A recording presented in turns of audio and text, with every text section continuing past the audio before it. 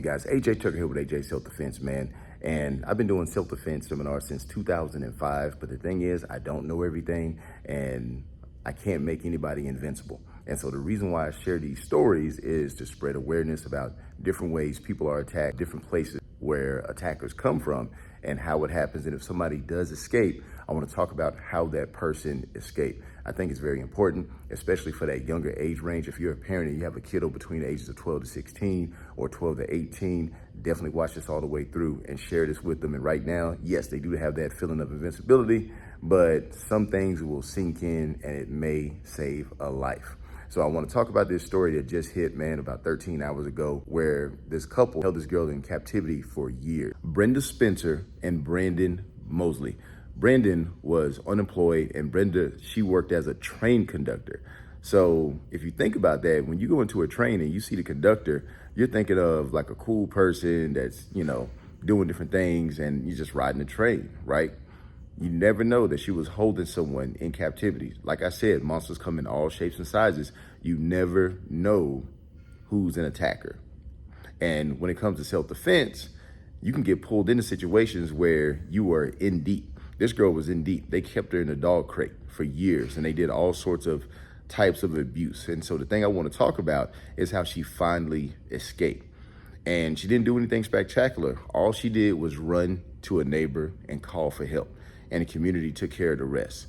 And so when it comes to protecting yourself, there's different levels. There's prevention, which is the first level, like where you prevent an attack before it even happens. We prevent ourselves from being attacked so many times that we don't even know it. The second is just the on-site, where you have to fight somebody off. You have to scream and yell. Somebody's on you. You have to fight that person off.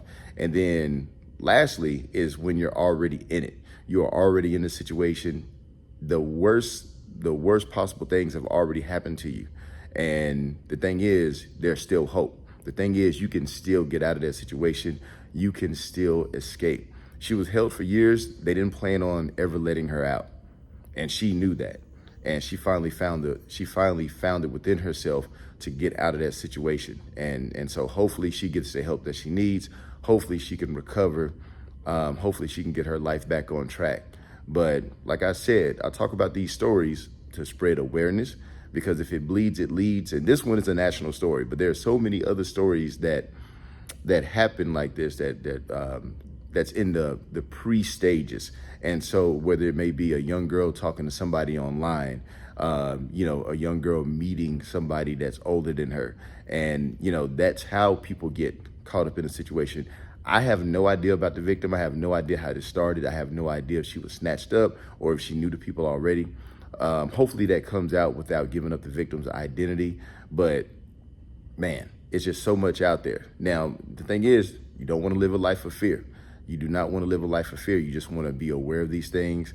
If you have kiddos in this age range, you do your best to share it with them. I'm trying to spread it on TikTok. I'm not saying that a young person is going to watch me on TikTok, but I'm saying this spreads on TikTok. This is where a lot of the young bucks get their information from. And so, my efforts, your efforts, and then, there's going to be some other youngsters' efforts. And hopefully it raises awareness to avoid these types of situations. Again, I do not know how this situation occurred, but I do know that, a lot of this stuff starts online and it starts slowly, and it's mostly not just a snatch and grab. If you ever want to do a team building self-defense for your team or crew or family and friends, let me know. I can come out. If you are out of range, like let's say you're out of state, I have a full free self-defense seminar online. It's a free online course broken down into modules. You can check that out too. But otherwise, man, just keep watching the channel, keep spreading that awareness. I'll see you on the next one.